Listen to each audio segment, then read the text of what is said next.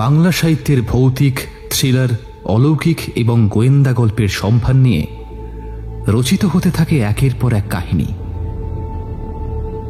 আর এ সকল কাহিনীগুলোর মধ্যেই জনপ্রিয়তা এবং সুনিপুণ সাহিত্যের নিরিখে জায়গা করে নিয়েছে আমাদের সকলের প্রিয় তারানাথ তান্ত্রিক।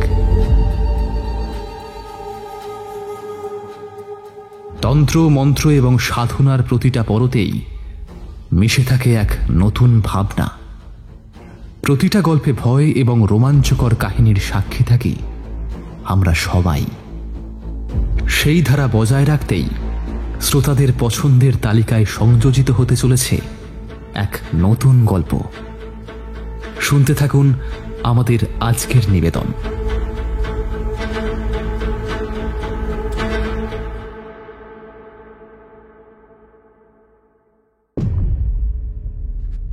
চলে যা, চলে যা এখান থেকে। আমি থাকতে গ্রামবাসীদের বাঁচাতে পারবি না। ওরা আমায় তিলে তিলে শেষ করেছে। এর বদলা আমি নিয়েই ছাড়ব। অভিশাপ, ভয়ঙ্কর অভিশাপ নেমে আসবে। স্বয়ং ঈশ্বরও রক্ষা করতে পারবে না এই শয়তানদের। কি দোষ ছিল বলতো আমার? ওরা যখন আমায় বাঁচতে দেয়নি, তখন আমিও ছাড়খাড় করে দেব সব। এখনো সময় আছে। ফিরে যা, ফিরে যা বলছি। এখানে থাকলে তোর জীবনেও নেমে আসবে ঘোর বিপদ।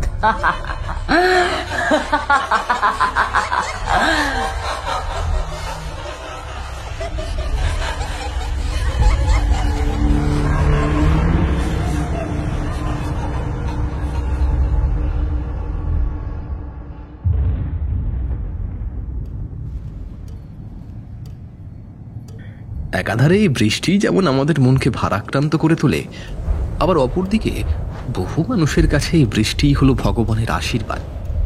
কি বলো কিশোরী? মেঘলা অথচ থম মেরে থাকা আকাশের দিকে তাকিয়ে এক নাগারে সকালে কথা বলে চললাম আমি এবং আমার প্রিয় বন্ধুটি। তবে এক্ষেত্রে প্রত্যুত্তরে বিশেষ কোনো জবাব দিল না কিশোরী। খানিকক্ষণ চুপ করে থেকে সে বলে উঠল, কথাখানা তুমি মন্দ বলনি।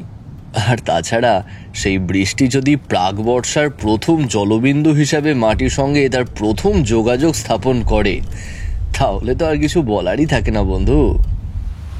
আহা, দিন দিন তুমি কবি হয়ে উঠছো হে। বাক্য হোক কিংবা শব্দ চয়ন, প্রত্যেকটা স্পর্শে যেন মিশে আছে ছন্দ। তবে একটা কথা বলো তো ভায়া, তোমার এই কবি কবি ভাবের পেছনে কি কোনোভাবে তারানাথের হাত রয়েছে? এই মিথ্যে বলবে না কিন্তু, একদম মন খুলে উত্তর দাও দেখি।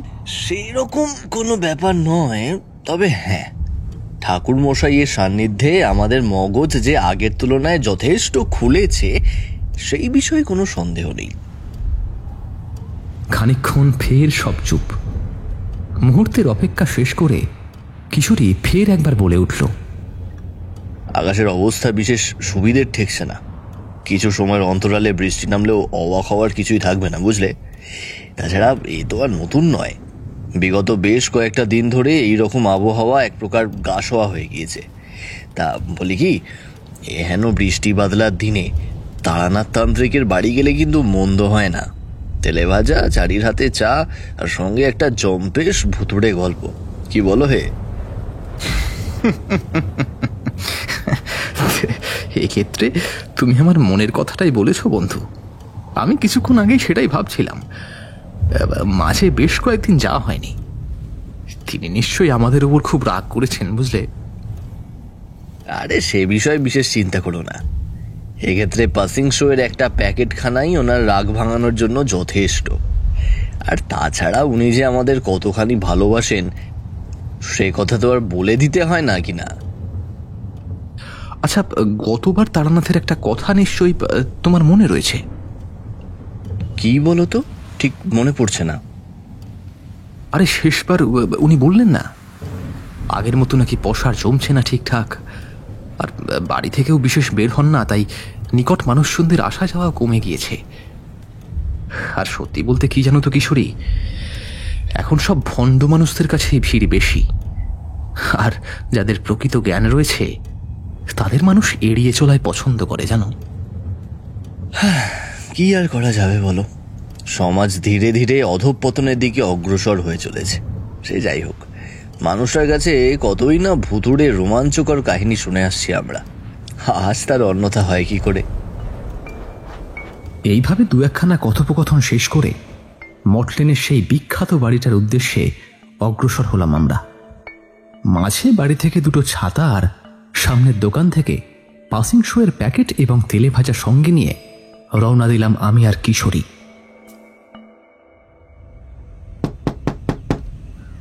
তারানাথের বাড়ির নিকট উপস্থিত হওয়া মাত্রই দরজায় বেশ কয়েকবার টোকা মারল কিশোরী। কয়েক সেকেন্ডের অপেক্ষার পর দরজা খুলতে এলো চারি। আরে কাকাবাবুরা যে, অনেকদিন পর। আসুন আসুন, ভেতরে আসুন, বাবা আপনাদের দেখে খুব আনন্দ পাবে। চারি কথাখানা খুব ভুল বলেনি। সামনের প্রান্ত বরাবর ঘরে প্রবেশ করতেই আমাদের হাতে তেলে ভাজার ঠোঙা আর পাঞ্জাবির প্যাকেট থেকে উঁকি মারা পাসিং শো দেখে ইতিমধ্যেই ঠোঁটের কোনায় এক চিলতে হাসি ফুটে উঠল তারানাথের। সামনের প্রান্তে আসন গ্রহণ করার ইশারা করে তিনি বলে উঠলেন, বৃষ্টি বাদলার দিনে এসেছো, তা কি ব্যাপার? এখন তো এই বুড়ো মানুষটাকে আর মনেই পড়ে না তোমাদের। সত্যি বলতে, তোমরা যে এখানে গল্প শুনতে আসো সেটা যেমন ঠিক, আবার অপর প্রান্তে তোমাদের দেখা না পেলে আমার মনটাও যে ভালো যায় না হে। আসলে বিগত কয়েকটা দিন খুব ব্যস্ততার মধ্যে কেটেছে, বুঝলেন, তাই। আরো কিছু একটা বলতে যাব ঠিক এমন সময় কিশোরী বলে উঠল, বলি, আজকে কোনো গল্প হবে তো ঠাকুরমশাই? এমন আবহাওয়ায় গা ছমছমে একখানা গল্প শুনতে কার না ভালো লাগে বলুন? হ্যাঁ, সে আপনি যতই মন গড়া কাহিনী শোনান না কেন। ব্যাস, এই হলো কিশোরীর এক বদ অভ্যাস। মাঝে মধ্যে এমন একটা কথা বলে ওঠে, কি যে বলি। সামনের প্রান্তে চেয়ে দেখি কড়া নজরে আমাদের দিকে তাকিয়ে রয়েছে তারানাথ। হ্যাঁ, তোমাদের তো সব মন গড়াই মনে হয়, কিন্তু একটা কথা মনে রেখো, অতীতে তোমাদের মাঝে যে সকল কাহিনী তুলে ধরেছি তা সবটাই আমার জীবনের অভিজ্ঞতা মাত্র। তারানাথের মুখখানা ক্রমশ গম্ভীর হয়ে উঠছে। পরিস্থিতি যে বিশেষ সুবিধের নয় তা আমি বুঝে ফেললাম। তারপর বললাম, আহা কিশোরী, ঠাকুরমশাইকে উত্তেজিত করে তুমি যে কি মজা পাও তা ভগবানই জানেন। আচ্ছা ঠাকুরমশাই, ও কিন্তু নিছক মজা করছে। আপনি এসব বাদ দিয়ে আপনার জীবনের একটা ঘটনা শোনান বরং। আর আপনার ওপর আমাদের অগাধ বিশ্বাস রয়েছে বলেই প্রতিবার ছুটে আসে আপনার কাছে। এই কথাটা আপনি অস্বীকার করতে পারবেন না। এই সকল কথা শুনে যেন কিছুটা প্রফুল্লিত হলো তারানাথ। এই আবহাওয়ায় খিচুড়ি আর ডিম ভাজা, হ্যাঁ, হজম হয়ে গিয়েছে তো তোমাদের? সত্যি, ওনার এই বিশেষ ক্ষমতা সম্পর্কে আমরা সকলেই সচেতন। অতীতে একাধিকবার আগাম জানান না দেওয়া সত্ত্বেও মটলেনের বাড়িতে পৌঁছে দেখি আমাদের স্বাগত জানানোর স্বার্থে তিনি বসে রয়েছেন। আর একবার তো শুধুমাত্র পাসিং শো কেনার জন্য কিশোরী বেরিয়ে যাওয়ায় বিষয়টি যেন এক অদ্ভুত শক্তি বলে আগেভাগেই তিনি জেনে ফেললেন। সত্যি, লোকটার যে বিশেষ ক্ষমতা রয়েছে তা অনস্বীকার্য। আর এবারে তো দুপুরবেলা দুই বন্ধু মিলে কি কি খাবার খেয়েছি সেটা পর্যন্ত বলে দিল। একটা হ্যাঁ সূচক ঘাড় নাড়তেই ফের একবার তারানাথ বলে উঠলেন, সত্যি বলতে গেলে বিগত বেশ কয়েকটা দিন ধরে মন মেজাজ একদমই ভালো নেই। একদিকে বাজারের আকাশ ছোঁয়া দাম, আর তার উপর দিন দিন মানুষজনের আশাও ক্রমশ কমে গিয়েছে। এখন আফসোস হয়, বুঝলে, অতীতে তন্ত্রের সাহায্যে কেন যে চমৎকার দেখাতে গেলাম। তারানাথের ফ্যাকাশে মুখখানার দিকে তাকিয়ে বললাম, চিন্তা করবেন না ঠাকুরমশাই, আমরা রয়েছি তো। যখনই মন ভারাক্রান্ত হয়ে উঠবে আপনার প্রিয় এই দুই শিষ্যকে আপনি মনে করবেন, কেমন?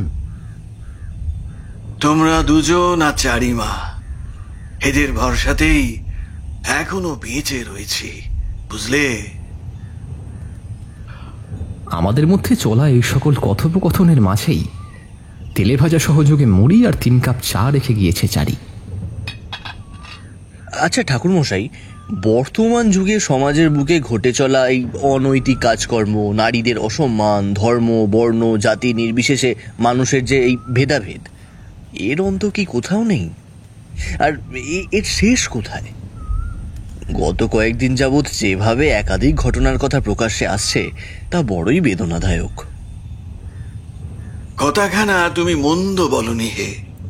সত্যি এসব খবর শুনলে মনটা খারাপ হয়ে যায়। মানুষ মানুষকে ঘৃণার চোখে দেখছে, মহিলাদের সম্মান মাটিতে মিশে যাচ্ছে, এর থেকে খারাপ আর কি বা হতে পারে? তবে ভরসা রাখো, মহাভারতে দ্রৌপদীর সম্মান রক্ষার্থে যেমন শ্রীকৃষ্ণের আগমন ঘটেছিল, ঠিক তেমন এই যুগেও তিনি আসবেন, আসতেই হবে। আর শুধু শ্রীকৃষ্ণই নন, মহিলারা যদি একবার মা কালীর রূপ ধারণ করে তবে তার অপমান করবে এমন সাধ্য কার? সে আপনি ঠিকই বলেছেন। আচ্ছা, আপনার অতীত জীবনে এমন কোনো ঘটনার সাক্ষী আপনি ছিলেন? শুধু এমন ঘটনাই কেন, এমন বহু বিষয়ের সাক্ষী থেকেছি যা ভাবলে আজও মন ভারী ব্যাকুল হয়ে ওঠে। ঠাকুরমশাই, তাহলে এবার আপনি একটা গল্প শুনিয়েই ফেলুন দেখি। সম্মতিসূচক ঘাড় নাড়লাম আমি। বিগত কয়েকদিনের মতো এই বৃষ্টিটা এতক্ষণে বেশ জোরেই নামল। তারপর জানালার দিকে চেয়ে তারানাথ বলে চলল, সে বহুদিন আগের কথা, বুঝলে? তন্ত্র সাধনায় মনোনিবেশ করেছি, পরিচয় হয়েছে অনেক মানুষের সাথে। তাদের জীবনের অভিজ্ঞতা, মাটির সান্নিধ্য, সাধনার অপরূপ নিদর্শন সবটাই ধীরে ধীরে আপন হয়ে চলেছিল বলতে পারো। মধুসুন্দরী দেবীর সাক্ষাৎ তখনও পাইনি, তবে ভাগ্যে যখন তোমার কিছু থাকে তখন তার আভাস যে পাওয়া যায় তা কিন্তু মিথ্যে নয়। তবে ওই সময়কালের মধ্যেই যে এমন কিছু ঘটবে যার দরুন আমার জীবনে এক নয়া দিশা খুঁজে পাবে তা কিন্তু বুঝতে পারিনি হে।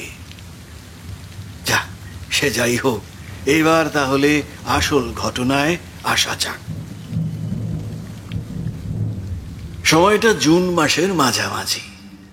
সে বছর বর্ষায় কার্যত নাজেহাল পরিস্থিতি ও ভয়ঙ্কর দুর্যোগ গ্রাস করেছিল গোটা বাংলাকে। চারি প্রান্তে জমা জল আর প্রতিদিনের ঝড় বৃষ্টি এক প্রকার নিয়ন্ত্রণের বাইরে বেরিয়ে যেতে বসে। তাই ধরো 2 কি 3 বৎসর হবে ভিটে ছেড়েছি। মাঝের সময় শহর হতে বহু দূরে এমন অনেক স্থানে পৌঁছে গিয়েছি যেখানকার নাম হয়তো তোমরা কস্মিন কালেও শোনোনি। আসলে সাধনা এমন এক তন্ত্র যা যত নিরিবিলি স্থানে হবে ততই লাভদায়ক। সেই উদ্দেশ্যে দূর দূরান্তের গ্রাম, জঙ্গল কিংবা ওই জনহীন নদীর পার কোনো জায়গায় বাদ যায়নি, বুঝলে? তো সেই বছর দুর্যোগের কারণে সাধনা তন্ত্রে একাধিক বাধা বিপত্তি আসতে থাকে এবং অবশেষে ঠিক করি যাই হয়ে যাক না কেন কাজ আমায় চালিয়ে যেতেই হবে।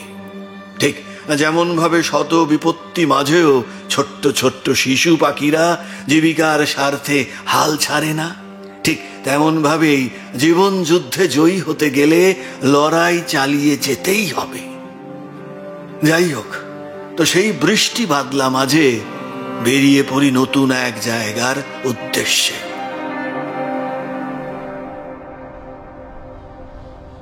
ঠাকুরমশাই, বলি কোথায় যাবেন? আকাশের অবস্থা তো ভালো নয়, আর তাছাড়া এই এলাকাটায় রাতের অন্ধকার কিন্তু মোটেও সুবিধের না। গত 2 দিন ধরে মাঠ ঘাট পেরিয়ে অনেকটা পথ অতিক্রম করার পর খানিক বিশ্রাম নিতে আশ্রয় নিই একটি গাছের তলায়। ক্লান্তির কারণে চোখটা খানিক লেগে যায়। কতক্ষণ নিদ্রায় ছিলাম মনে নেই, তবে অচেনা গলার স্বর শুনে উঠে বসে দেখি চারিধার বরাবর খোলা মাঠ মাঝেই আমার একদম নিকট দাঁড়িয়ে এক মধ্যবয়সী যুবক। বয়স বড়জোর ওই 40-এর কোটায় হবে। ছিপছিপে চেহারা, বিশাল চওড়া কপাল, টিকলো নাক, দাঁত কপাটি কার্যত বেরিয়ে থাকলেও অপরিচিত ব্যক্তিটির চোখগুলো কিন্তু ভারী উজ্জ্বল। খানিক বিরতির পর অল্প বিস্তর পরিচয় দিয়ে বললাম, ক্লান্তির কারণে চোখ লেগে গিয়েছিল। আচ্ছা, এটা কোন জায়গা বলতে পারবেন? সামনের দিক বরাবর লোকটি বলে উঠল, আপনি এখানকার লোক নন তাহলে? সেজন্যই ভাবি। তাই এই গায়ের নাম হলো গিয়ে শিমুলডাঙ্গা। বলে আকাশের অবস্থা তো খারাপ। আপনি কি এই গায়ের কাউরে চেনেন? না বাবা, আমি আমার সাধনা নিয়েই থাকি। এই জায়গার নামটাও তোমার মুখেই প্রথম শুনলাম। ওহো, এই ব্যাপার। নমস্কার, আমার নাম বিমল দাস। এখানকার লোকজন আমার সবাই বিমল রিক্সাওয়ালা নামেই ডাকে। ঠাকুর মশাই, বলি কি, বিশেষ কোনো অসুবিধা না থাকলে আমাদের ভিটেতে চলুন। গরিব মানুষ আছি, তবে আদর আপ্যায়নের কোনো খামতি আমি রাখবো না, এই কথা আপনারে আমি দিচ্ছি। আমি এবার তাকে শান্ত করে বললাম, এই অবস্থায় এক অপরিচিত মানুষ যাকে তুমি চেনো না, এর আগে কোনোদিন দেখোনি, তার উদ্দেশ্যে সাহায্যের হাত বাড়িয়ে দেওয়া কি আর চারটিখানি কথা? চলো, সামনের কয়েকটা দিন না হয় তোমার সাথেই থাকলাম। এরপর তার রিকশায় চেপে অগ্রসর হলাম সামনের পথে। মিনিট 20 পথ। অবশেষে হাজির হলাম বিমলের ভিটেখানিতে। না, আকাশ ভেঙে বৃষ্টি না নামায় বিশেষ অসুবিধে হয়নি। তবে এইটুকু সময়ের ব্যবধানে গায়ের পথে কোনো মানুষজন চোখে না পড়ায় ভারী অবাক হলাম। শুধু তাই নয়, শিমুলডাঙ্গায় প্রবেশের পর থেকেই কেমন একটা অস্বস্তি চেপে ধরতে থাকে আমায়। এসব বিষয়ে চিন্তা করে চলেছি, এমন সময় বিমলের ডাকে সম্বিত ফেরে আমার। ঠাকুরমশাই, এই যে এসে গেছি, চলুন। এবার আপনার চরণ স্পর্শে পবিত্র করুন আমাদের এই ছোট্ট বাড়িটিকে।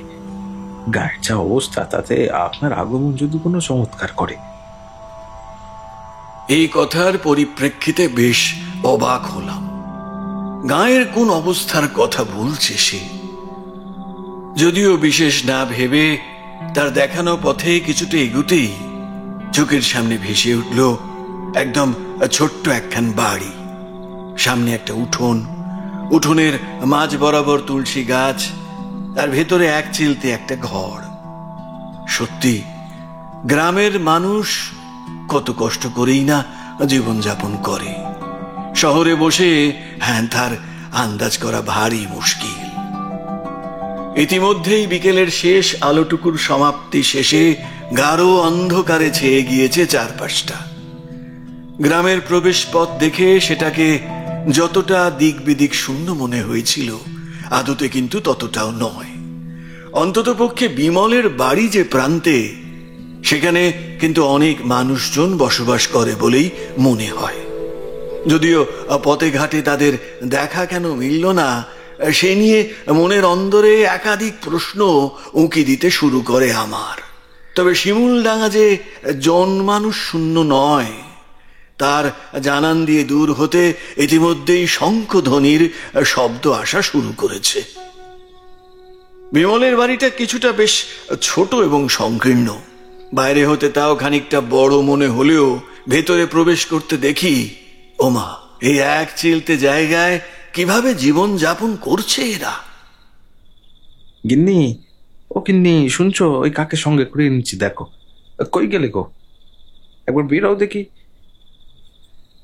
কয়েক সেকেন্ডের ব্যবধানে ঘরের ভেতর হতে বের হয়ে এলো এক মহিলা।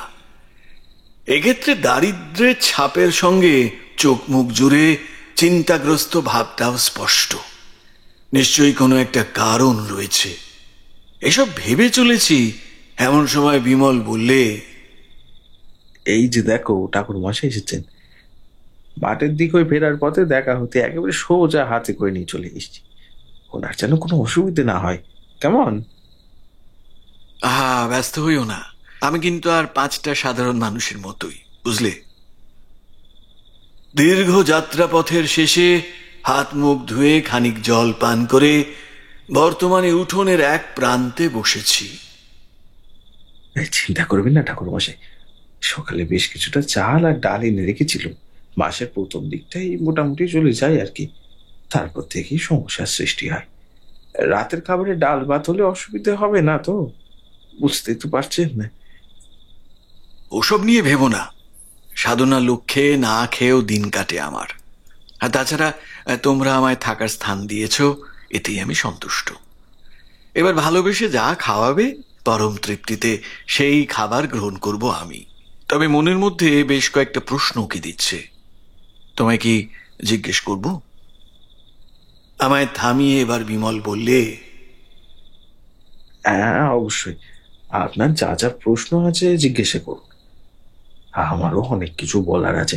সত্যি বলতে আপনার পরিচয় পাওয়ার পর হতেই মনে মনে খানিকটা নিশ্চিন্ত হতে পারছি। একবার যখন আপনার পায়ের ধুলো পড়েছে সেই শিমুলডাঙ্গায়, সব সমস্যার সমাধান হবে। হয়তো এইটাই হলো গিয়ে বিধাতার বিধান। এই গ্রামে প্রবেশের পথে মনটা খানিক অস্থির হয়ে ওঠে আমার। কিছু একটা অশনি সংকেতের আভাস উঁকি দেয় মনের অন্দরে। এছাড়াও পথে তেমন একটা মানুষজনের দেখা মিলল না। বৌমার দিকে চেয়ে দেখলাম উদ্বিগ্ন ভাবটা স্পষ্ট লক্ষ্য করা যায় তার মুখে। সত্যি বলো তো, তোমরা কি কোনো সমস্যার মধ্যে রয়েছ? এই গ্রামে কি কিছু এমন রয়েছে যা স্বাভাবিক নয়?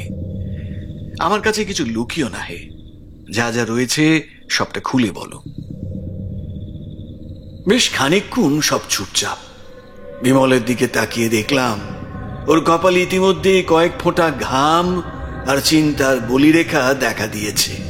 অর্থাৎ আমি যা ভাবছিলাম তা যে অমূলক নয় সে বিষয় নিশ্চিত হলাম। ওকে কিছুটা আশ্বস্ত করতে যাব, ঠিক এমন সময় খাবার নিয়ে সেখানে উপস্থিত হলো বিমলের স্ত্রী। এমন সময় এবার আমার বেশ কিছুটা নিকট এসে মৃদু স্বরে বিমল বলে উঠল, এখন খাবার গ্রহণ করে নিন ঠাকুর মশাই, পরবর্তীতে সব ঘটনা একেবারে খুলে বলবো। পরম তৃপ্তিতে রাতের খাবার গ্রহণ করলাম আমরা 3 জন। গরিব ঘরের আতিথেয়তায় কিন্তু একটা নিবিড় ভালোবাসা উপস্থিত থাকে, যা অন্য কোনো স্থানে পাওয়া যায় না। বিমলের স্ত্রী রজনীর মধ্যেকার সরলতা মনকে ভারী প্রশান্তি দান করল।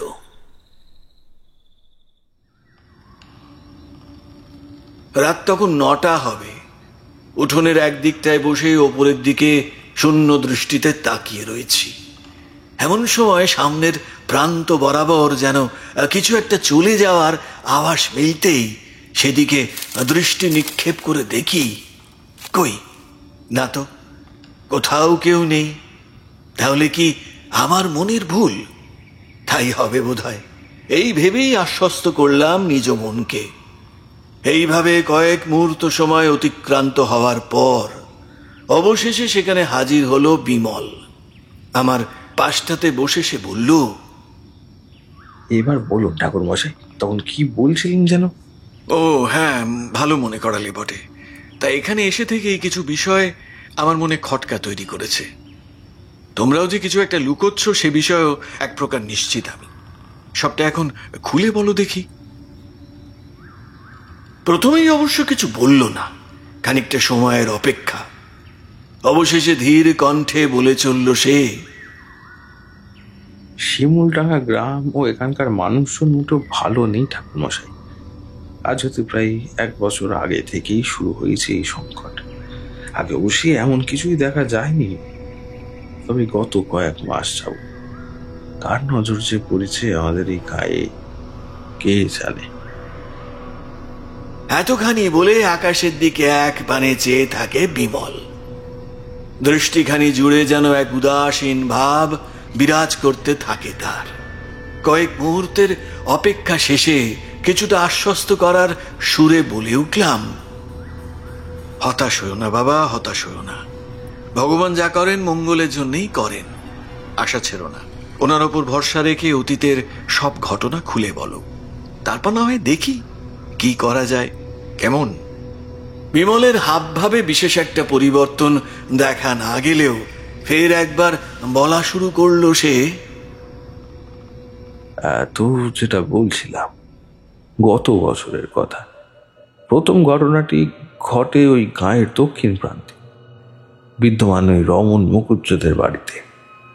রমেন মুখুজ্জে গায়ে বেশ গণ্যমান্য ব্যক্তি হিসেবেই পরিচিত। মা ও স্ত্রীকে নিয়ে সুখের সংসার ছিল তার। সেই সুখের পরিমাণ দ্বিগুণ করে সন্তান সম্ভব হয় রমেন বাবুর স্ত্রী। কিন্তু ভবিষ্যৎ যে কালো অন্ধকারে ঢেকে যাবে সে কি আর কেউ জানতো? সে রাতের কথা পরিষ্কার মনে আছে আমার। স্টেশন চত্বর হতে রিক্সা নিয়ে ফিরছি, এমন সময় ওই সামনে এসে উপস্থিত হন রমেন মুখুজ্জে। শহরে কাজ থাকায় বাড়ি দেরি হয়ে গেল সেটি। তাড়াতাড়ি বাড়ি না ফিরলে আবার সকলে চিন্তা করবে। যেমন বলা তেমনি কাজ। দ্রুত গতিতে বাহন চালিয়ে দক্ষিণ প্রান্তের ওই বাড়িটিতে এসে উপস্থিত হতে দেখি, এ কি, বাড়ির সামনে এত মানুষের আনাগোনা কেন? আমার মতোই অবাক দৃষ্টিতে সেদিকে তাকিয়ে থাকেন রমেনবাবু। সামনের দিকে হঠাৎ কান্নার রোল একেবারে ভেসে আসতে থাকে। সেই বরাবর দৌড়ে ভিতরে যান ওই রমেনবাবু। উৎকণ্ঠার বশে অনুসরণ করি আমি। ভিতরে প্রবেশ করতে দেখি উঠোনের একদিকে লুটিয়ে পড়ে রয়েছে রমেন মুখুজ্জের স্ত্রী। রক্তে একেবারে ভেসে যাচ্ছে সম্পূর্ণ জায়গাখানি। এরপর অবশ্যই সেখানে উপস্থিত গ্রামবাসীরা ধরাধরি করে ওই ঘরের ভিতরে নিয়ে যায় তার। বৈদ্য আসে, হয় চিকিৎসা। বর্তমানে সে মহিলা সুস্থ হয়ে উঠলেও বাঁচানো যায় না তার ওই সন্তানটারে। ওই গর্ভের মধ্যেই চিরঘুমের দেশে পাড়ি দেয়। অতিরিক্ত রক্তক্ষরণের কারণে নাকি ঘটেছে সেই ঘটনা। ও মা, এই কি ঘটনা? তা হঠাৎ এই দুর্ঘটনা ঘটলো কেমনে? সেটি তো অবাক করা বিষয় ঠাকুরমশাই। সেই মুহূর্তে কিছুই বোঝা না গেলেও এরপর গায়ের লোকজনের মুখে সে কথাখানা ঘুরতে থাকে। তা শুনে গায়ে শিহরণ খেলে যায়। কথাখানা হলো এই যে ঘটনার কয়েকদিন আগ হতে নাকি প্রতি রাতে এক দুঃস্বপ্নের দেখা মিলত ওই মুখুজ্জের স্ত্রী। ঘুমের মধ্যে নাকি কেউ এসে প্রতিনিয়ত তার গর্ভের সন্তানকে নিয়ে যাওয়ার হুঁশিয়ারি দিয়ে যেত। যদিও স্বামী কিংবা শাশুড়ি মাকে বলেও বিশেষ কোনো লাভ হয়নি। আসলে কেউ বিশেষ পাত্তা টাত্তা দেয় এই তারই কথা।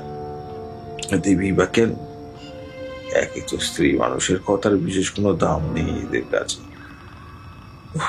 তার উপর থাক, সেসব কথা না হয় পরে হবে।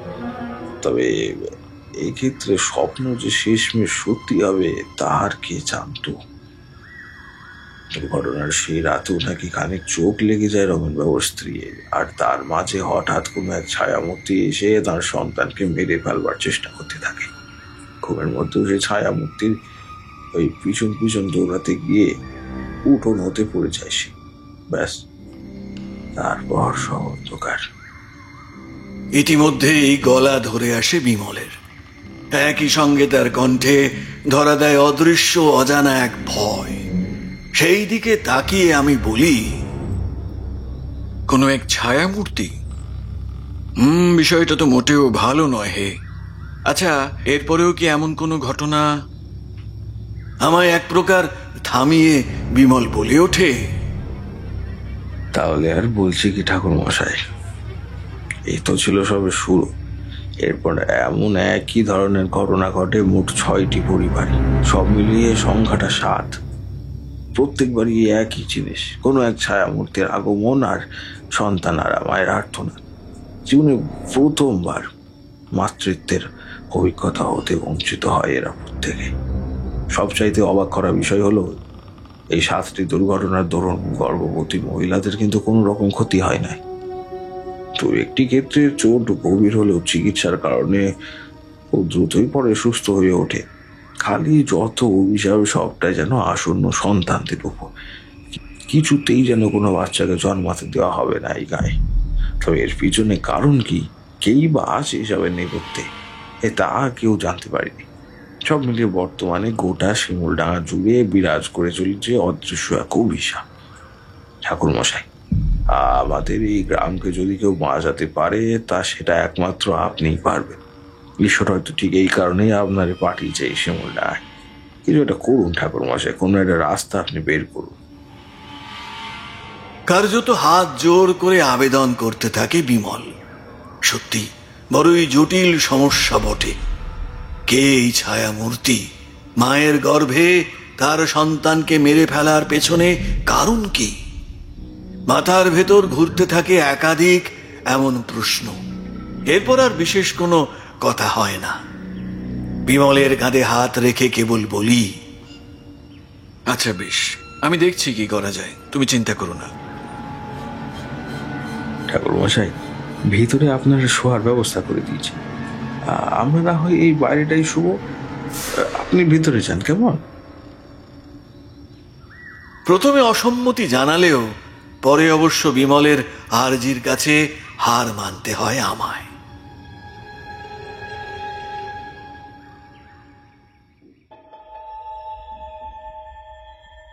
চলে যা, চলে যা এখান থেকে। আমি থাকতে গ্রামবাসীদের বাঁচাতে পারবি না তুই। ওরা আমায় তিলে তিলে শেষ করেছে। এর বদলা আমি নেবই। অভিশাপ, ভয়ঙ্কর অভিশাপ নেমে আসবে। স্বয়ং ঈশ্বরও রক্ষা করতে পারবে না এই শয়তানদের। কি দোষ ছিল আমার, বলতো? কি দোষ ছিল? ওরা যখন আমায় বাঁচতে দেয়নি তখন আমিও ছাড়খাড় করে দেব। এখনো সময় আছে, ফিরে যা বলছি। এখানে থাকলে তোর জীবনেও নেমে আসবে ঘোর বিপদ। জ্বলন্ত আগুন হতে বাঁচবে না কেউ, এমনকি তুইও না। কে তুমি? কি চাও? গ্রামবাসীদের ওপর এমন অনাচারের কারণ কি? অনাচার? শেষবারের মতো বলছি, চলে যা, নইলে। এই বলে মহিলার ছায়া মূর্তিটি এগিয়ে আসতে থাকে আমার দিকে। অন্ধকার গ্রাস করে নিয়েছে সমস্ত দিক। কান ফাটানো হাসির শব্দে ভরে ওঠে সমগ্র স্থান। কিন্তু আমি কোথায়? ধীরে ধীরে আমার দিকেই এগিয়ে আসে সে। ঠিক তখনই না, আর কিছু দেখা যায় না। চোখ খুলতে দেখি রাতের অন্ধকার কেটে সবেমাত্র ভোরের আলো প্রবেশ করছে ঘরে। অর্থাৎ ওই সব ঘটনা কি স্বপ্নে? তবে একটা কথা বর্তমানে জলের ন্যায় পরিষ্কার, আর তা হলো এই যে আমার উপস্থিতির কথা ইতিমধ্যেই জেনে গিয়েছে ওই ছায়া মূর্তি। কিন্তু হার মানার পাত্র যে আমি নই। বিছানা ছেড়ে উঠতে যাব এমন সময় দরজায় টোকা পড়তে সেদিকে তাকিয়ে দেখি বিমল। ঘুম ভাঙলো ঠাকুর মশাই? তা কোনো অসুবিধা হয়নি তো? গতকাল রাতের স্বপ্নের বিষয় তাকে আর কিছু জানালাম না। একে এই অবস্থা, তার উপর ছায়ামূর্তির কথা বললে আরো চিন্তা বাড়বে, বই কমবে না। হ্যাঁ, বেশ ভালোই ঘুম হয়েছে। আমার বিষয় তো ভাবতে হবে না। তোমাদের আপ্যায়নে আমি যথেষ্ট খুশি হয়েছি। আসলে আমাদের অবস্থা তো দেখতেই পাচ্ছেন, সবটাই পোড়া কপালের দোষ। শৈশবে বাবা মারা যায়, পড়াশোনা মোটেও খারাপ ছিলাম না। বড় হয়ে শহরে গিয়ে কিছু একটা করবো ভেবেছিলাম, কিন্তু এই সংসারের দায়িত্ব কাঁধে পড়তেই ও সব আশা খান ওখানেই শেষ হয়ে গেল। কিছু বছরের পর মাও মারা যায়। সত্যি বলতে আমাদের ভাগ্যে যা থাকে সেটাই হয় বাবা। তবে আবারও বলবো, ঈশ্বরের ওপর ভরসা হারিও না কোনোদিন। উনি সব ঠিক করে দেবেন। তোমাদের মতো সহজ সরল মানুষদের সঙ্গে কখনো খারাপ কিছু হবে না, অন্তত আমি থাকতে তো নয়। আচ্ছা ঠাকুর মশাই, বলি স্নান করে নেন, ঘরে মুড়ি তো রয়েছে, আমি বরং ততক্ষণে বাতাসা মুড়ি বের করে দিই। আসলে গতকাল মাঝরাত থেকে গিন্নির শরীরটা খুব একটা ভালো নেই। রাতে 2বার বমি হয়েছে, গায়ে হাতে প্রচন্ড ব্যথা বলছে। শ্যামল দাস আমাদের এই গায়ের একমাত্র বৈদ্য, ওনাকে একবার ডেকে আনার কথা ভাবছি। পাছে যদি আবার বড় কিছু হয়ে যায়, এবার চিকিৎসাটা করাটা দরকার। আহা, এ কথা তুমি এখন বলছো? আহা গো, এই শরীরে বৌমা বাইরে রয়েছে আর আমি এখানে শুয়ে রয়েছি। ওকে এক্ষুনি ঘরের ভেতরে এনে শুইয়ে দাও, বুঝলে? তারপর না হয় বৈদ্যকে একটা খবর দিলে।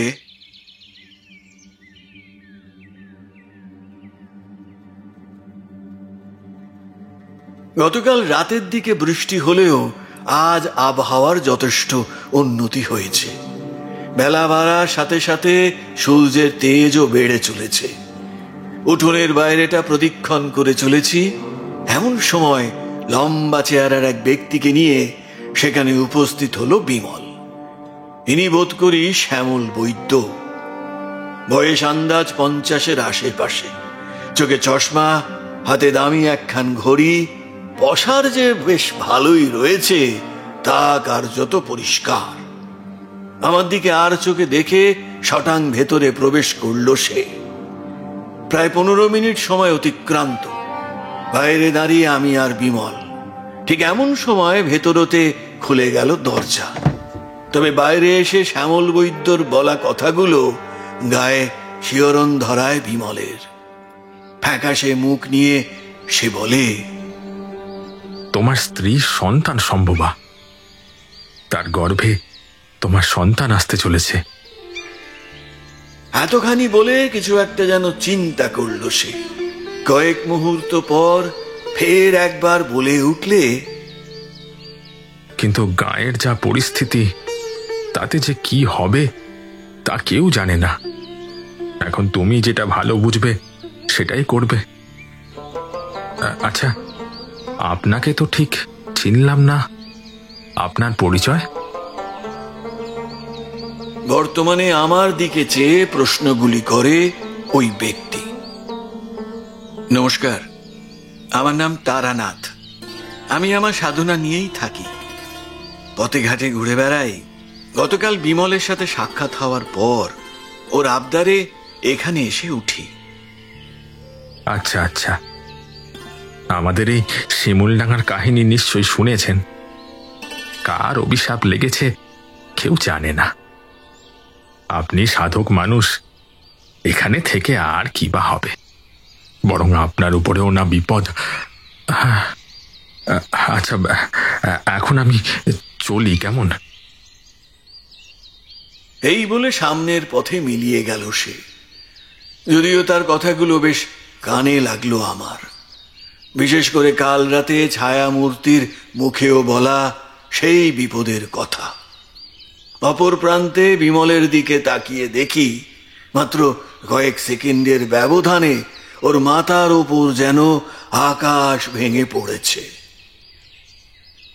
বলি, এত চিন্তা করো না, তোমার স্ত্রী সন্তান সম্ভবা, এ তো ভারী খুশির কথা, ভারী খুশির খবর। অতীতের ঘটনা যে সুখে থাকতে দেয় না ঠাকুর মশাই।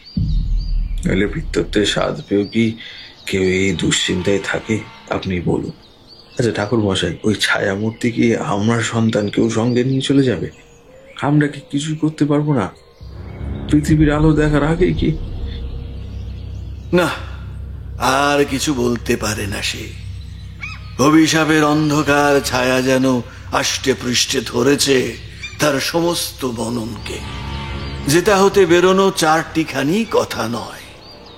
হে ঈশ্বর, এ কেমন মায়া তোমার! আচ্ছা বিমল, তুমি যদি এমন ভেঙে পড়ো, তাহলে বৌমাকে কে সামলাবে বলো দেখি? আমি তোমার মনের অবস্থা বুঝতে পারছি, কিন্তু এই চেহারা নিয়ে তুমি যদি ওর নিকট যাও, তাহলে তো আরো বিপদ। তার চাইতে বরং নিজেকে শক্ত করো, বাকিটা না হয় ভাগ্যের ওপর ছেড়ে দাও। ও হ্যাঁ, ভালো কথা, রমেন মুখুজ্জের বাড়িটা গায়ের কোন দিকে বলো দেখি?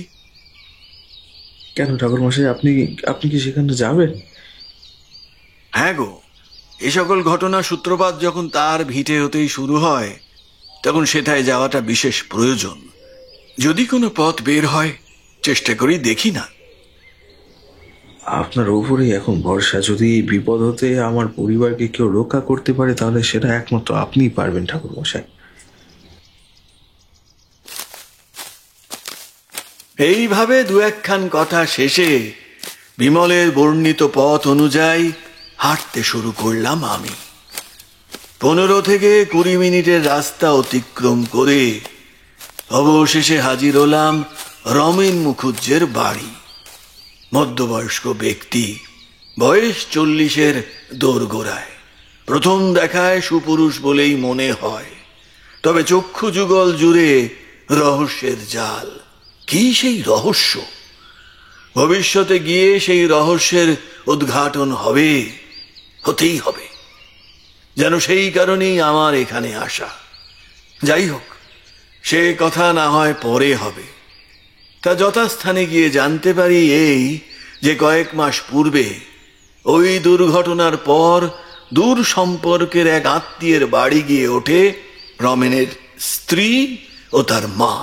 অর্থাৎ বর্তমান সময়ে দাঁড়িয়ে দোতলা বাড়িটিতে মানুষ বলতে কেবল রমেন একাই রয়েছে।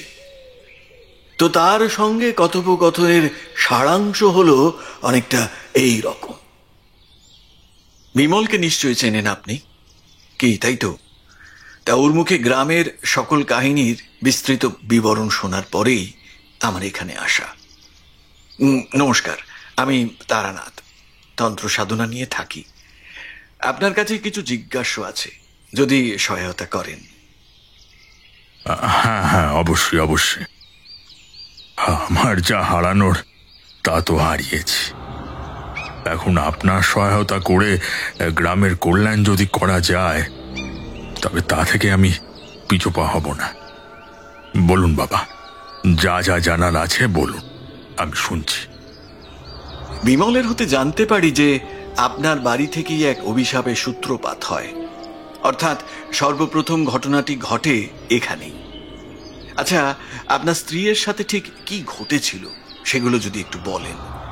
আর হ্যাঁ, ওই দুর্ঘটনার পর থেকে কি কোনো রকম ভয়ানক বিষয় লক্ষ্য করেন? দয়া করে সবটা খুলে বলবেন। এর মধ্যেই আজ সন্তান সম্ভবা হয়েছে বিমলের স্ত্রী, ফলে বুঝতেই পারছেন যে এই মুহূর্তে দাঁড়িয়ে সকল সত্যি জানাটা ঠিক কতটা গুরুত্বপূর্ণ।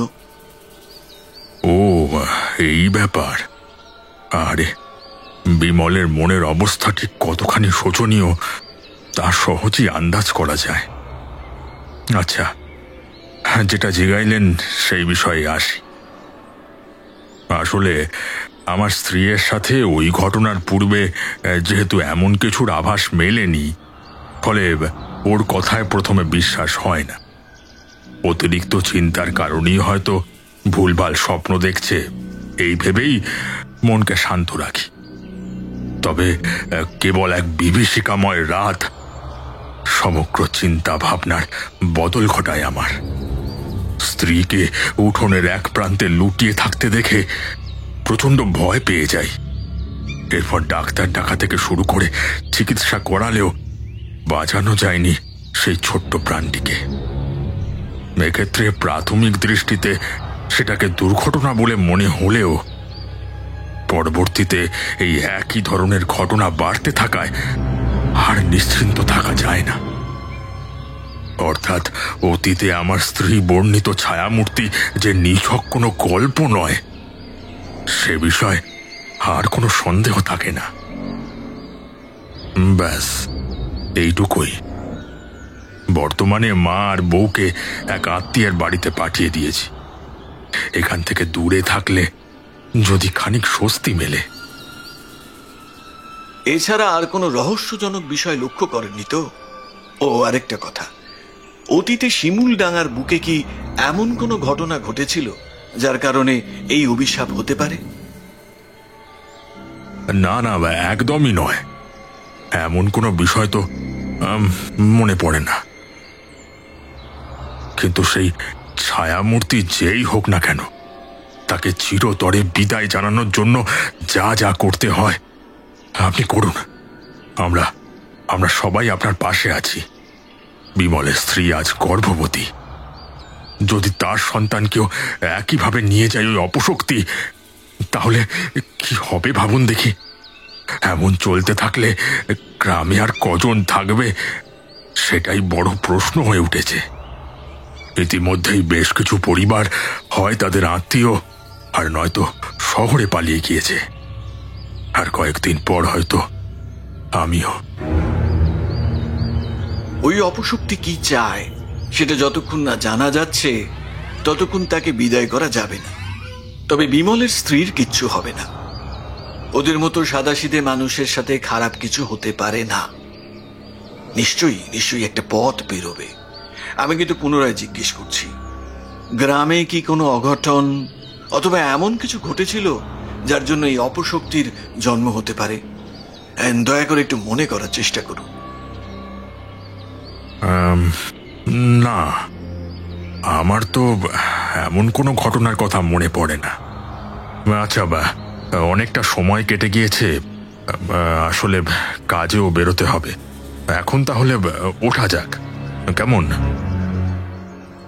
এরপর আর কথা বাড়ানোর কোনো মানে হয় না। ব্যাস, কথোপকথনের ইতি টেনে বিদায় নিলাম আমি।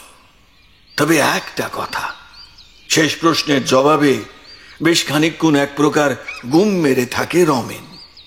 কিছু তো একটা আড়াল করতে চাইছে, তবে সেটা কি না, সেই মুহূর্তে রহস্যের জাল ছাড়ানো সম্ভব হয়নি।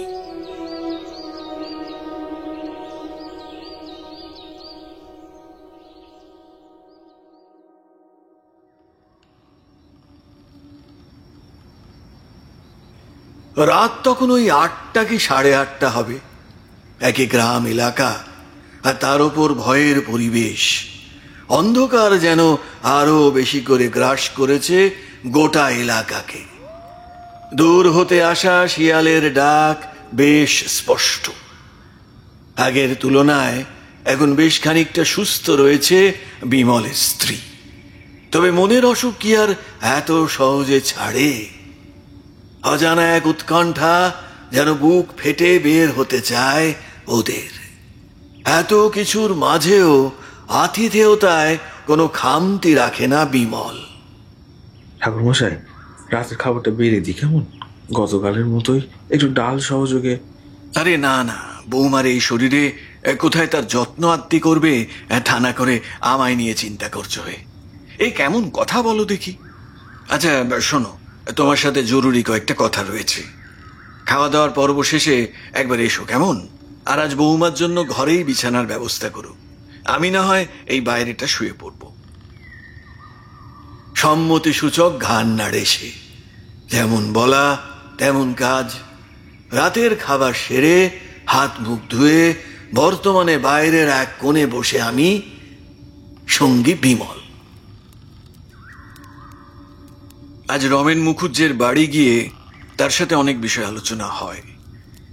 সেও যে প্রচন্ড ভয়ে আছে তা অস্বীকার করার উপায় নেই। সন্তানহারা বাবার কষ্ট যে কতখানি অপরিসীম সেটা তার মুখ দেখেই বোঝা যাচ্ছিল। সে তো ঠিক কথাই। আর শুধু রমেন বাবুই তো নয়, আরো 6-6টি পরিবারের সুখ শান্তি কেড়ে নিয়েছে ওই অদৃশ্য অপশক্তি। এবার কি তবে আমার পালা? আচ্ছা ঠাকুর মশাই, ওই শক্তিকে কি কোনোভাবে হারানো যায় না? এই শক্তি কি চাই, কেনই বা আমাদের গাঁয়ের মানুষের জন্য এরকম করছে? কেনই বা আমাদের গাঁয়ের মানুষজনের পিছনে পড়েছে, আপনি বলতে পারেন? এখনো তো বিশেষ কিছু বুঝে উঠতে পারিনি বাবা। তবে আমার কেন জানি মনে হয় অতীতের কোনো ঘটনার সাথে যোগ রয়েছে এর।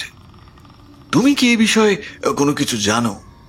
ও আরেকটা প্রশ্ন, রমেন বাবু মানুষ হিসেবে ঠিক কেমন বলে তোমার আন্দাজ? সত্যি বলতে অতীতে বিশেষ কোনো ঘটনার কথা আমার তো মনে পড়ে না। তবে অনেক সময় এমন কিছু জিনিস থাকে যা সকলের চক্ষুর আড়ালে ঘটে। আমরা আর কত কিছুই বা জানতে পারি। আর বাকি রমেন বাবুর কথা, ওনার সহিত যতবারই সাক্ষাৎ হয়েছে দেখে তো ভদ্র মানুষ বলেই মনে হয়, কিন্তু হঠাৎ এই প্রশ্ন কেন? না না, আসলে এখানকার কাউকেই তো তেমন ভাবে চিনি নে। তাই আর কি। ভালো কথা মনে পড়েছে, কি করে যে একটা ভুলটা করে ফেললাম কে জানে। জানেন ঠাকুরমশাই, একটা বিষয় কিন্তু ভারী আশ্চর্য। এই যে শিমুলডাঙ্গা এতগুলো পরিবারের সন্তানের মৃত্যুর ঘটনা যে ঘটেছে, তো এর মধ্যে একমাত্র ব্যতিক্রম হলো কি ওই শিবু মাস্টার। শিবু মাস্টার? তা কে সেই শিবু মাস্টার? গত 2 মাস আগের কথা। অতীতের স্মৃতি যখন ভয়ঙ্কর অভিজ্ঞতা বহন করে আনছে, ঠিক তখনই খবর আসে যে শিবু মাস্টারের বউ সন্তান সম্ভব, যে কোনো মুহূর্তে নবজাতকের জন্ম দেবে সে। তবে গ্রামের এই অবস্থায় শেষ পর্যন্ত কি হবে তা নিয়ে সন্দিহান থাকে সকলে। ঠিক যে মুহূর্তে পুনরায় সেই অপশক্তির আগমনের প্রহর গুনছিলাম আমরা, ঠিক তখনই খবর আসে যে ফুটফুট একটি কন্যা সন্তানের জন্ম দিয়েছে শিবু মাস্টারের ঘরে। হতবাক হয়ে পড়ে সকলে। কিভাবে এই চমৎকার ঘটলো তা নিয়ে কৌতূহলের একেবারে অন্ত থাকে না। আর অপরদিকে হয়তো সেই ছায়ামূর্তি বিদায় নিয়েছে, সেই আনন্দেও শোরগোল পড়ে যায় গোটা গ্রামে। কিন্তু এর কয়েকদিন পরেই আসে ফির এক দুঃসংবাদ। পুনরায় আরো একবার গর্ভে থাকাকালীন মারা যায় এক শিশু। এখন প্রশ্ন হলো, শিবু মাস্টারের ভিটেতে এমন কি রয়েছে যে সেখানে পৌঁছতে পারলো না সে ছায়ামূর্তিটা? এই তো ভারী অবাক করা বিষয়। না, তোমাদের এই শিবু মাস্টারের সাথে সাক্ষাৎ না হওয়া পর্যন্ত এই সংশয়ের অন্ত হবে না। আর বিলম্ব নয়, বাকি কথা সেরে এবার উঠোনের ওপর দিকটায় চাদর পেতে শুয়ে পড়লাম আমরা। তবে আজ রাতেও যে এক ভয়াবহ অভিজ্ঞতা অপেক্ষা করে রয়েছে তার কি জানতো?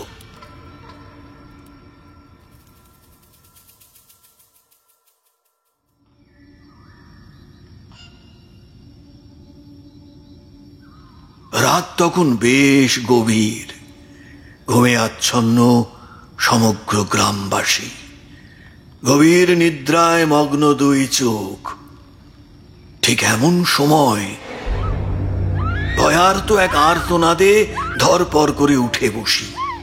আমার পাশে থাকা বিমলের চোখে মুখেও ভয়ের ছাপ স্পষ্ট। চিৎকারটা তো ভেতর থেকে আসছে, তাহলে কি রজনী? ফের একবার সেই একই রকম আর্তনাদে গম গম করে উঠল চারপাশ। আর দেরি করা উচিত হবে না, এখনই একবার ভেতরে চলো তো দেখি। এই বলে দরজা খুলে ভেতরে প্রবেশ করতেই চক্ষু চরকগাছ হওয়ার জোগাড় আমাদের। সামনে দৃষ্টি নিক্ষেপ করে দেখি বিছানা হতে প্রায় 1 হাত ওপরে হাওয়ায় ভাসছে বিমলের স্ত্রী। চোখগুলো বড় বড় করে তাকিয়ে, হাত আর পা অদ্ভুতভাবে ছড়ানো। কি ভয়ানক সেই দৃশ্য! বিমলের দিকে চাইতে দেখি এক জায়গায় স্থির হয়ে গিয়েছে সে। এর মধ্যেই এক বিশ্রী গন্ধে ভরে উঠল গোটা ঘর। তবে সে তো উৎপাতের সবে শুরু। সকলকে চমকে দিয়ে আচমকায় বন্ধ হয়ে গেল বাইরের দরজাখানা। খোলা বন্ধ হতে হতে জানলাগুলো ভেঙে যাওয়ার জোগাড়, অথচ বাইরে কোনো রকম কোনো বাতাস নেই। কিরে, তোকে বলেছিলাম না এখান থেকে চলে যা, তাও গেলি না, কথা শুনলি না আমার। তুই কি ভেবেছিলি? হ্যাঁ, এই মানুষগুলোকে আমার হাত থেকে বাঁচাবি? সে সাধ্য তোর নেই, নেই তোর। খবরদার বলছি, আমার রাস্তায় আসিস না, নইলে। অদৃশ্য এক মহিলা কণ্ঠের চিৎকারে ভরে উঠল সমগ্র ঘরটা। তবে পরাজয় স্বীকার করার পাত্র নই আমি। এই সাদাসিধে মানুষগুলো জীবন অতিষ্ঠ করে কি লাভ? না, অনেক হয়েছে। আর কোনো রকম ক্ষতি আমি করতে দেব না কোনো ক্ষতি করতে। তন্ত্র সাধনার শুরুর দিকে মাতু পাগলির সান্নিধ্যে যে বিশাল জ্ঞান ভান্ডার অর্জন করেছিলাম তা তো আমি পূর্বেই বলেছি। তো তখন দাঁড়িয়ে সেই সকল শিক্ষার প্রয়োগ করা ব্যতীত আর কোনো উপায় ছিল না আমার কাছে। ঘরের এক প্রান্তে আসন গ্রহণ করে জোরে জোরে মন্ত্রোচ্চারণ করতে লাগলাম।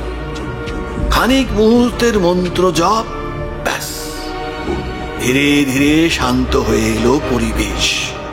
খুলে গেল দরজা, বিমলের স্ত্রীর ওপর থেকে বাঁধন খুলে বেরিয়ে গেল সেই অপশক্তি।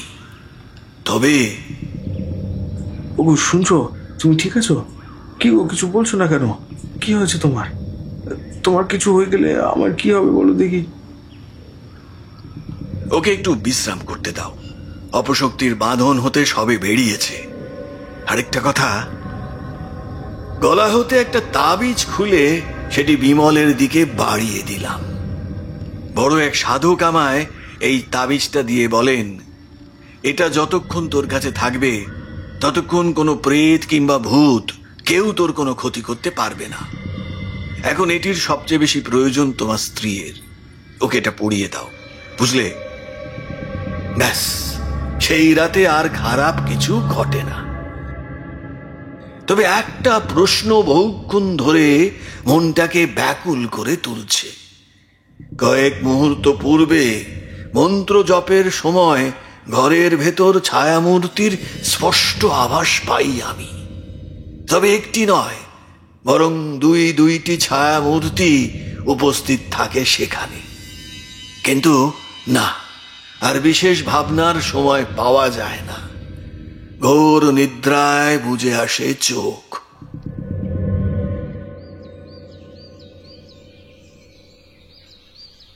পরের দিন সকাল হতেই শিবু মাস্টারের সঙ্গে সাক্ষাতের উদ্দেশ্যে বেরিয়ে পড়ি। শিমুলডাঙ্গার পরিবেশ আতঙ্কে ভরা থাকলেও চারপাশের প্রকৃতি ও সৌন্দর্য দেখে তা বোঝা ভারী মুশকিল। গতকাল দু এক কণা বৃষ্টি হলেও আজ আকাশটা বেশ পরিষ্কার। হালকা রোদ, মাঝে কোমল বাতাস, কোকিলের ডাক, পাখিদের কিচির মিচির, আর ওই সবুজে ঘেরা প্রান্তর। কয়েক মুহূর্তের জন্য যেন সেই অভিশাপের কথা ভুলতে বসেছিলাম। ঠিক এমন সময় কানের কাছে মৃদু স্বরে তারানাথ ডাক শুনে পেছন ফিরে দেখি, কই কেউ তো নেই। তাহলে কে? কোনো এক অজানা কারণে সমগ্র শরীর জুড়ে খেলে গেল একটা শীতল অনুভূতি। গায়ের এই দিকটা কার্যত জনশূন্য বললেই চলে। দীর্ঘ কয়েক মিনিট হাঁটার পর হাজির হলাম বাজারের দিকটায়। এখানে তাও জনা কয়েকের দেখা মেলে। বিমলের বর্ণনা অনুযায়ী এই স্থান হতে পায়ে হেঁটে আর 5 মিনিটের পথ পেরোলেই পৌঁছে যাব গন্তব্যস্থানে। তবে তার প্রয়োজন আর পড়ল না। ডান প্রান্তের সরু গলি বরাবর অগ্রসর হতে যাব, ঠিক এমন সময় 40 চশমা পরা পরিহিত এক ব্যক্তির ডাক আসতে থমকে দাঁড়ালাম। চুলগুলোয় হালকা পাক ধরেছে, তবে দেহে বলিষ্ঠ ভাব বর্তমান। আমার দিকে এগিয়ে এসে সে বললে, বলি আপনি বিমলের ভিটেতে এসে উঠেছেন তো? কি নাম বেশ? তারা তারা তারা তারানাথ, হ্যাঁ ঠিক তো? হ্যাঁ ঠিকই বলেছ, তবে তোমাকে তো ঠিক চিনতে পারলাম না। নমস্কার, আমি শিবু চট্টোপাধ্যায়। এই গাঁয়ের লোক আমার শিবু মাস্টার হিসেবেই চেনে আর কি। পরিচিত কয়েকজন বয়স্ক লোকেদের মুখে শুনলাম যে শিমুলডাঙ্গায় নাকি এক সাধক এসেছেন।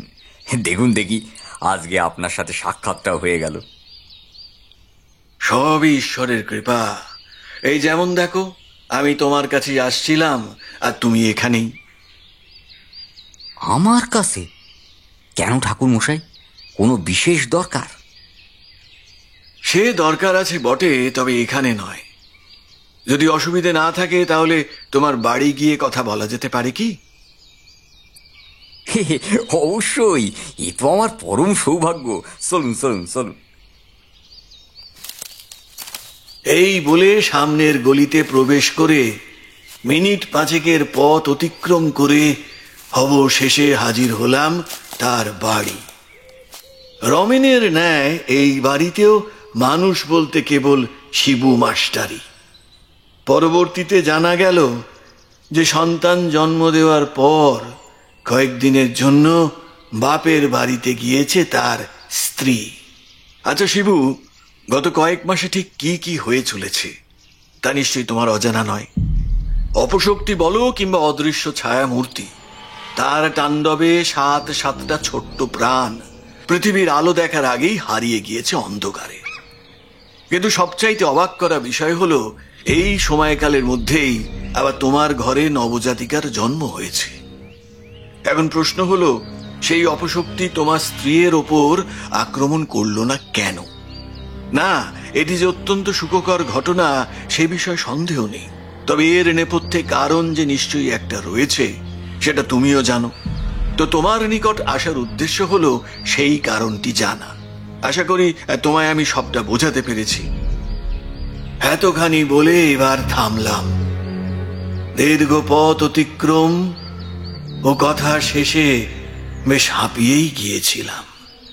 সামনে টেবিলে রাখা গ্লাস হতে ঢকঢক করে জল পান করে শিবু মাস্টারের দিকে তাকালাম একবার। তবে এখনো পর্যন্ত মুখে রা কাটল না সে। 2 চোখ জুড়ে উদ্বিগ্নতা বিরাজ করছে তার। ঠাকুরমশাই, এ বিষয়ে আমি খোলসা করে কিছুই বলতে পারবো না। সত্যি বলতে এসব নিয়ে চর্চা করলে হয়তো আমার সন্তানকেও সে, তবে হ্যাঁ, একজনের কথা বলবো। এখান হতে সোজা গিয়ে একটা বট গাছ পড়বে, সেখান থেকে সোজা পথে কিছুটা সময় হাঁটলে গাঁয়ের একদম শেষ প্রান্তে ভগ্নপ্রায় একটি বাড়ি চোখে পড়বে। সেখানেই থাকে কাজলা বুড়ি। বুড়িমা বলেই সম্বোধন করতো সকলে, তবে এখন আর সেই নামে কে ডাকবে? বয়স 80-র উপরে, আপনজনদের হারিয়ে অত্যন্ত করুণ দশা হয়েছে তার। আপনার সহায়তা যদি কেউ করতে পারে তাহলে একমাত্র উনিই পারবেন। কিন্তু তিনি কে? কেনই বা আমার সহায়তা করতে যাবেন? যথাস্থানে গেলে আপনি আপনার সকল প্রশ্নের জবাব পেয়ে যাবেন। বুঝলাম সেই অপশক্তি সম্পর্কে অনেক কিছুই জানে এই ব্যক্তি, তবে ভয় সে কিছুই বলতে চাইছে না। ফলে এই মুহূর্তে দাঁড়িয়ে বয়স্ক সেই মহিলার কাছে যাওয়া ছাড়া আর কোনো উপায় নেই। তবে গায়ের শেষ প্রান্তের বাড়িটিতে পৌঁছে যা জানতে পারি তা ভাবলে আজকের দিনে দাঁড়িয়েও মন অত্যন্ত ব্যাকুল হয়ে ওঠে।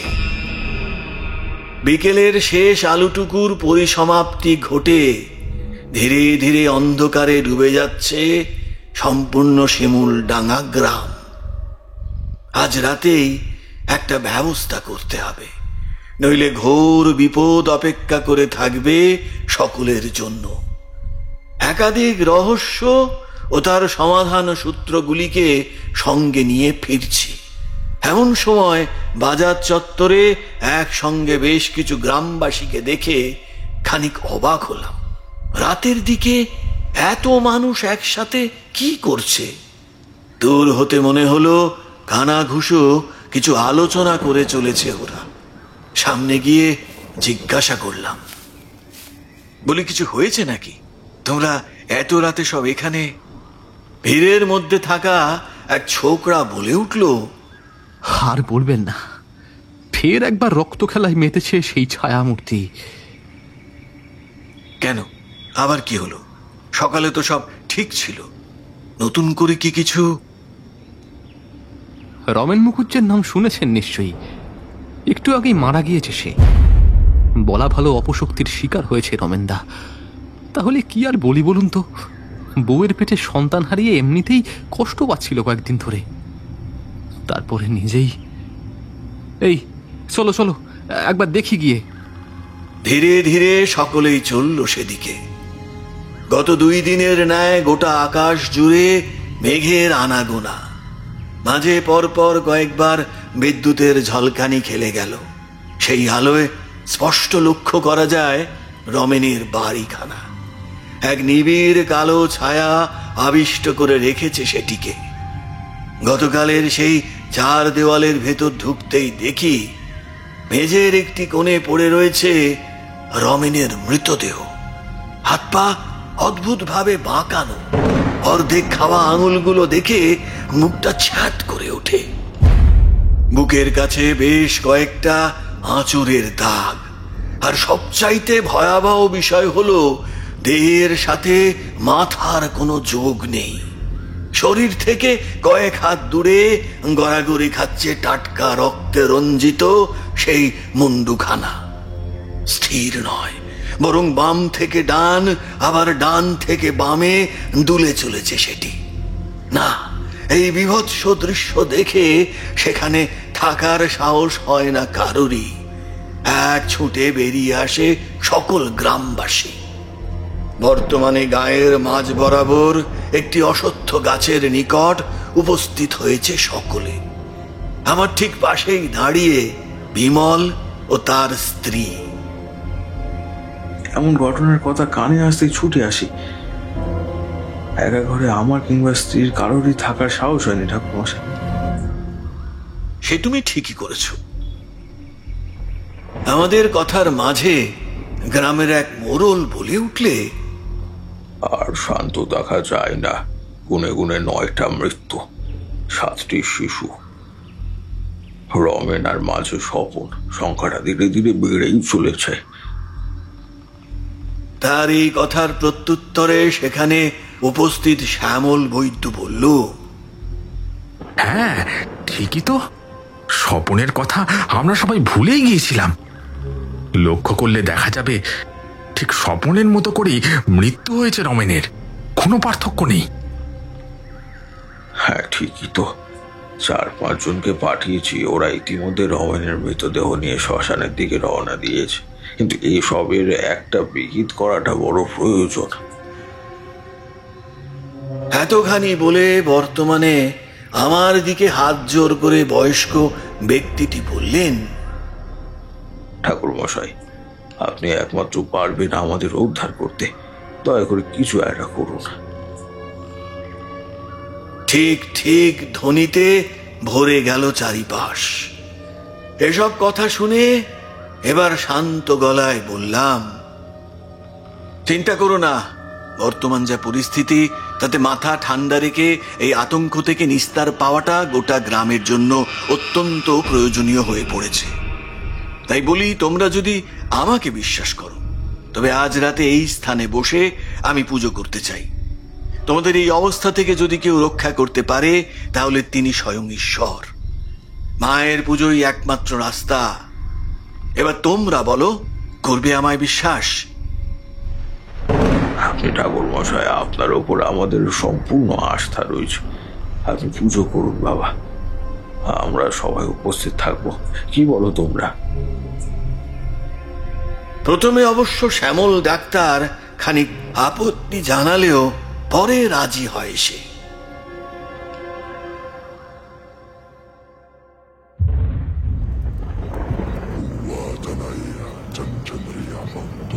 অশ্বত্থ গাছটির নিচে আসন গ্রহণ করে পুজো শুরু করলাম আমি। পূজার্চনার জন্য দরকারি বেশ কিছু জিনিস কাছেই ছিল। বাকিগুলি জোগাড় করতে বিশেষ কষ্ট হয় না। শুরু হয় যজ্ঞ। তার আগুন হতে আলোর ছটায় ঢেকে যায় সমগ্র এলাকা। দূর হতে আসা শিয়ালের ডাক যেন সেখানকার পরিবেশকে আরো আরো ভয়ার্ত করে তুলেছে। ভবিষ্যতে কি অপেক্ষা করে রয়েছে সেই বিষয়ে স্পষ্ট ধারণা না থাকলেও মায়ের নাম নিয়ে পুজো করে চলেছি। বেশ কিছু সময় ধরে চলল সেই আরাধনা। বর্তমানে এক বিশেষ ধরনের শান্তি বিরাজ করছে সমস্ত জায়গা জুড়ে। এ এক অদ্ভুত রকমের পরিবেশ বলে বোঝানো ভারী মুশকিল। গ্রামবাসীদের ভীত সন্ত্রস্ত চেহারা স্পষ্ট পরিলক্ষিত হলো। সময়ের সাথে সাথে তীব্র থেকে আরো তীব্রতর হয়ে উঠছে আগুনের লেহিহান সেই শিখা। এইভাবে অতিক্রান্ত হলো অনেকটা সময়, কিন্তু এরপরই ঘটল সেই ভয়ানক ঘটনা। সকলকে হতচকিত করে খানিক দূরের অন্ধকার প্রান্ত হতে এবার এগিয়ে আসতে থাকে এক ছায়া মূর্তি। ধীরে ধীরে আরো স্পষ্ট হতে থাকে সেটি। মুহূর্তের মধ্যেই বিকট হাসির শব্দে ছেয়ে গেল সম্পূর্ণ এলাকা।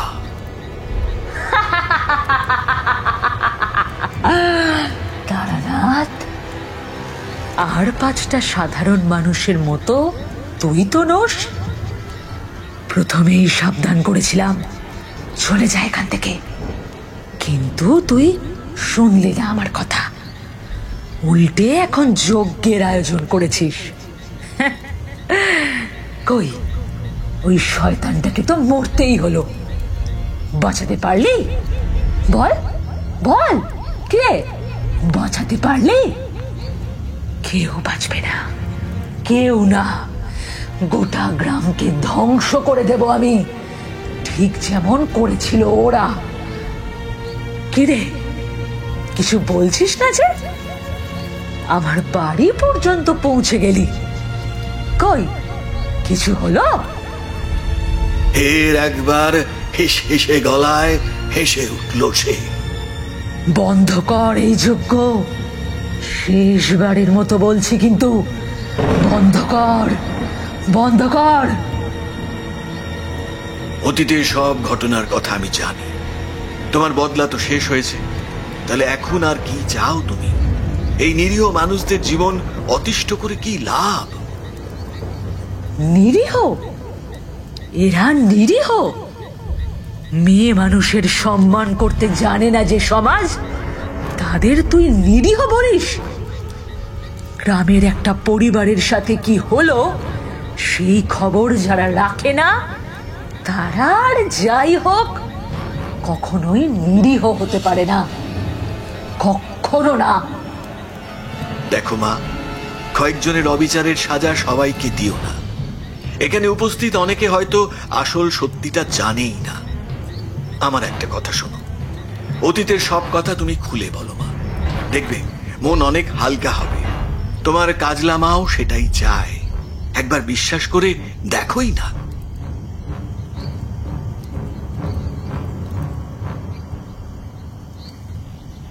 পুরোপুরি তো নয়, তবে আগের চাইতে ক্রোধের আগুন কিছুটা হলেও প্রশমিত হয় তার। বরং সেই স্থানে কয়েক ফোঁটা জলের সঞ্চার ঘটে তার 2 চোখে। ছোট বয়স থেকেই ভাগ্যের মার সহ্য করে বড় হতে হয়েছে। শৈশবে বাবা মারা যায়, বহু কষ্ট ও সংগ্রামের মধ্যে দিয়ে মা মানুষ করে তার একমাত্র মেয়েটিকে। অনেক আশা নিয়ে শহরে বিয়ে দেওয়া হয় আমার। আশা একটাই, সুখে সংসার করবে মেয়ে। কিন্তু সবার ভাগ্যে কি আর সুখ জোটে? বিয়ের 2 বছরের মধ্যে আমার কোল আলো করে আসে এক ফুটফুটে মেয়ে, রানী। তবে ওই যে আমাদের সমাজ, কন্যা সন্তান জন্ম দেওয়ার দায়ে শ্বশুর বাড়ি হতে বের করে দেওয়া হয় আমায়। বয়স্ক মায়ের কাছে ফিরে আসা ব্যতীত আর কোনো পথ খোলা থাকে না। তাও হাল ছাড়িনি আমি। মা ও রানীকে নিয়ে হেসে খেলেই দিন কাটতে থাকে। তবে তবে সেই সুখ বরদাস্ত হলো না এদের। গত বছরের সেই রাতের কথা কি আর এত সহজে বলা যায়? রানীর বয়স তখন 9 বছর। সমবয়সী কোনো বন্ধু না থাকায় নিজের মতোই থাকতো সে। বিশেষ করে গায়ের ওই পুকুরের কাছটাতেই বেশি সময় কাটতো তার। সেই দিন রাতেও পুকুরের দিকটায় গিয়েছিল, কিন্তু ফেরার হয় না তার। রাত যত গভীর হতে থাকে চিন্তা ততই বাড়তে থাকে। শেষে মেয়েকে খুঁজতে গিয়ে সেখানে পৌঁছে প্রথমে সেখানে পাওয়া যায় না। কি মনে হতে জঙ্গলের দিকটা এগোতেই বুকটা ছ্যাঁত করে ওঠে। কিছুটা দূরেই ক্ষত বিক্ষত অবস্থায় পড়ে থাকে রানীর লাশ। লাশ, গোটা শরীর, অসংখ্য আঁচড় ও কামড়ের দাগ, ছেঁড়া পোশাক, চারিদিকে চাপ চাপ রক্ত। রাতের অন্ধকারে মনুষ্যরূপী দানবের ভোগ ও লালসার শিকার হয় সে। আমার ছোট্ট মেয়েটা, ওইটুকু শিশুকেও ছাড়ে না ওরা। তখনও খানিকটা প্রাণের সঞ্চার ছিল মেয়েটার মধ্যে। ভাঙা ভাঙা কণ্ঠে শুধু বলে ওঠে, খুব কষ্ট হচ্ছে গো মা, খুব কষ্ট হচ্ছে। স্বপন কাকু আর রমেন জেঠু এসেছিল, ওরা ওরা কেন এমন করলো মা গো, কেন এমন করলো? ব্যাস, শেষ। এতটুকু বলেই চিরনিদ্রায় চলে যায় আমার মেয়েটা। বুক ফাটা কষ্ট সহ্য করতে না পেরে ওই পুকুরের জলে ঝাঁপ দেওয়ার সিদ্ধান্ত নিই আমি। তবে মরার আগে একটা প্রতিজ্ঞা করে যাই, এই শয়তানদের আমি ছাড়বো না, কোনোভাবেই ছাড়বো না আমি এদের। ঠায় দাঁড়িয়ে সকল কথা শোনে গ্রামবাসীরা। এর মাঝেই বয়স্ক সেই ব্যক্তিটি বলে ওঠে, আমরা তো এই বিষয়ে কিছুই জানতাম না। পরিবার, মেয়ে আর তার নাতনি শহরে চলে গিয়েছে, এটাই তো সবার মুখে মুখে ঘোরাফেরা করতে থাকে। কারণ তোমাদের এই সত্যিটা জানতে দেওয়া হয়নি। দেহগুলো সম্ভবত লোপাট করে দেওয়া হয়। আচ্ছা মা, ওই দুজনকে মেরে তুমি কোনো ভুল করনি, কিন্তু এতগুলো নারীর থেকে তাদের মাতৃত্বের স্বাদ কেড়ে নেওয়ার কারণ কি? তারা তো কোনো দোষ করেনি। হ্যাঁ, মানছি ওরা কোনো দোষ করেনি, কিন্তু আজ তাদের ঘরে জন্ম নেওয়া ছেলেটাই যখন বড় হবে, তখন হয়তো তার লালসার শিকার হবে কোনো এক নিরীহ মেয়ে। শিমুলডাঙ্গায় তো মেয়েদের জন্মানোটাই পাপ। এখানে সবাই চায় পুত্র সন্তান, শুধু পুত্র সন্তান। তাই না আসবে বাচ্চা, আর না হবে এমন পাপ। তোমার ক্ষোভের যথেষ্ট কারণ রয়েছে, কিন্তু সবাই তো সমান হয় না মা। ওদের কর্মের সাজা নিরীহদের দেওয়া সমীচীন নয়। তোমার পিতা, সেও একজন পুরুষ, অথচ তার মনে কিন্তু কোনো পাপ ছিল না। আচ্ছা একটা কথা বলো দেখি, এই যে শিবু মাস্টার তোমায় বোনের মতোই ভালোবাসতো, সে হয়তো সেই কারণেই তার ঘরে পৌঁছতে পারেনি তোমার অভিশাপ। কেন? কারণ তুমি তাকে ভরসা করো। আমার বিশ্বাস মৃত্যুর পরে তাকেও দেখা দাও তুমি। ফলে সবাই যে লোভী আর স্বার্থপর, সকলের মনেই যে শয়তান বাস করে, তা তো ঠিক কথা নয়। এই যে বিমল, নিজেরা দুবেলা ঠিক মতো খেতে পায় না, অথচ অচেনা মানুষের আতিথেয়তায় কোনো খামতি রাখে না সে। বিশ্বাস বড়ই শক্তিশালী অস্ত্র মা। দিন শেষে মানুষকে বিশ্বাস তোমায় করতেই হবে।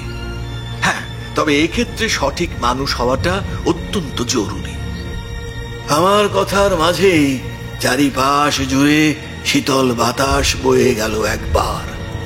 ধীর অথচ স্পষ্ট ডাক এলো কানে, মা, ও মা, কাকু তো ঠিকই বলেছে গো, আর পাচ্ছি না মা। এইভাবে আর কতদিন? বড় ব্যথা হয় সারা শরীর জুড়ে, বড় ব্যথা হয়। অন্ধকার হতে ধীরে ধীরে এগিয়ে এসে মায়ের আঙুলগুলো ছুঁয়ে ধরে ছোট্ট রানী। তোমাদের যাওয়ার সময় এসেছে মা। গ্রামবাসীদের তুমি ক্ষমা করে দাও। আমি কথা দিচ্ছি, তোমাদের মুক্তির ব্যবস্থা আমিই করব। ছোট্ট প্রাণটাকে আর কষ্ট দিও না। ছায়ামূর্তির দুই চোখে আগের মতো সেই ক্ষোভ আর নেই। সেখানে এখন বিরাজ করছে মায়ের ভালোবাসা। তোকে আর কষ্ট পেতে হবে না খুকি। চল, আমাদের সময় যে আসন্ন। তারানাথ, তোমাকে আমি ভরসা করলাম, আমাদের মুক্তির পথ খুলে দাও। তবে একটা কথা মনে রেখো সবাই, যতবার এমন ঘটনা ঘটবে ঠিক ততবার আমার মতোই কোনো এক মা আসবে প্রতিশোধ নিতে। ছোট্ট খুকির হাত ধরে ধীরে ধীরে অন্ধকারে মিলিয়ে যায় সে। চোখে জল সকলেরই। বিমল এগিয়ে এসে বলে, আজ আপনি না থাকলে হয়তো আমার স্ত্রীও। আগেই বলেছিলাম তোমাদের মতো সাদাসিধে মানুষদের সাথে খারাপ কিছু হতে দেব না আমি। চিন্তা নেই, এবার বাকি সময়টা কেবল বৌমাকেই দিও, কেমন?